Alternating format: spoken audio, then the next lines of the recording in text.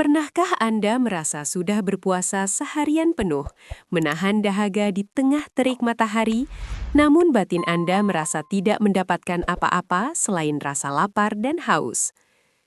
Saat azan berkumandang dan air membasahi tenggorokan, dahaga fisik memang tuntas, tetapi ada kekosongan di dalam jiwa. Mengapa hal ini bisa terjadi? Menurut ajaran agama dan pandangan para ulama besar, puasa sejatinya bukanlah sekedar menahan diri dari makan dan minum dari terbit fajar hingga terbenam matahari. Jika kita hanya berhenti pada titik itu, kita mungkin kehilangan esensi paling berharga dari bulan puasa. Mari kita renungkan bersama makna ibadah yang lebih dalam ini.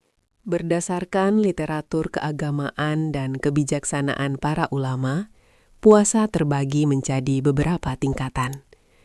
Tingkatan pertama adalah puasa awam, yaitu sekadar menahan lapar, haus, dan hal-hal yang membatalkan puasa secara fisik. Namun, tahukah Anda bahwa ada tingkatan yang lebih tinggi? Tingkatan tersebut dikenal sebagai puasanya orang-orang khusus atau puasa khawas. Pada tingkatan ini, menahan lapar hanyalah gerbang awal menuju ibadah yang sesungguhnya. Puasa pada tingkatan ini menuntut kita untuk berpuasa tidak hanya dengan perut kita, tetapi dengan seluruh panca indera, akal, dan hati kita, demi mencapai kedekatan spiritual dengan Sang Pencipta. Tingkatan yang lebih tinggi ini dimulai dengan mempuasakan panca indera.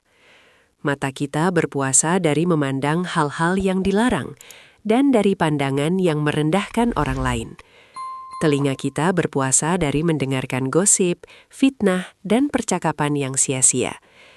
Menurut ajaran agama, indera yang kita miliki adalah titipan anugerah yang kelak akan dimintai pertanggungjawabannya. Saat kita berhasil menahan pandangan dan pendengaran dari keburukan, kita sesungguhnya sedang membersihkan saluran-saluran yang menuju ke dalam jiwa kita. Dengan demikian, kejernihan batin akan mulai terbentuk, menggantikan kotoran duniawi yang selama ini menumpuk tanpa kita sadari. Lebih jauh lagi, puasa yang hakiki menuntut kita untuk secara ketat menjaga lisan. Mulut yang berpuasa tidak hanya berhenti mengunyah makanan, tetapi juga harus berhenti dari berbohong, mengumpat, berdebat kusir, dan menyakiti hati sesama manusia. Betapa seringnya kita merasa bangga karena berhasil menahan lapar, namun di saat yang sama, lisan kita tanpa ampun menggores luka di hati saudara kita sendiri. Puasa lisan adalah kemampuan untuk diam dari keburukan dan berbicara hanya untuk kebaikan. Sebuah lisan yang berpuasa akan memancarkan cahaya kebijaksanaan, menjadikan setiap kata yang keluar sebagai penyejuk bagi mereka yang mendengarkan. Selain indera dan lisan, seluruh anggota tubuh kita seperti tangan dan kaki juga harus ikut berpuasa. Tangan yang berpuasa adalah tangan yang tidak menyentuh hak orang lain, tidak mengambil yang bukan miliknya, dan tidak digunakan untuk menyakiti makhluk sekecil apapun. Kaki yang berpuasa adalah kaki yang menahan langkahnya dari tempat-tempat yang buruk, dan justru melangkah teguh menuju tempat ibadah dan majelis ilmu. Jika fisik kita berpuasa, namun anggota tubuh kita masih bebas melakukan kesalahan, maka kita sedang membohongi diri sendiri. Keselarasan antara perut yang lapar dan tubuh yang taat adalah kunci ketakwaan. Puncak dari pemaknaan ini adalah tingkatan yang paling tinggi, yaitu puasanya hati dan pikiran. Pada tahap ini, hati berpuasa dari segala penyakit batin seperti iri, dengki, kesombongan, dan pamer. Pikiran juga berpuasa dari merencanakan keburukan atau mencemaskan urusan duniawi secara berlebihan hingga melupakan Sang Pencipta. Berdasarkan kitab suci, hati adalah pusat dari seluruh tindakan manusia.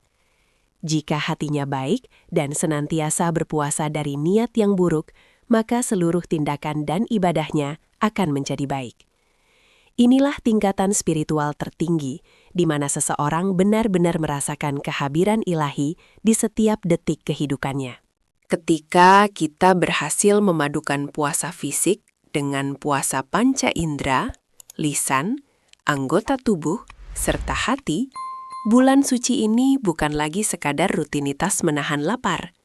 Bulan ini berubah menjadi madrasah spiritual yang akan mencetak ulang kepribadian kita menjadi manusia yang lebih mulia. Rasa lapar dan haus di siang hari akan berfungsi sebagai alarm spiritual bahwa kita sedang dalam proses penyucian diri. Pada akhirnya, transformasi ini akan membuahkan empati, ketenangan jiwa, dan keikhlasan yang mendalam. Seseorang yang berhasil mempraktikkan hal ini akan terlahir kembali ibarat taman yang bersemi indah setelah melewati musim yang gersang. Sebagai penutup, mari kita bertanya kembali pada relung hati kita yang terdalam.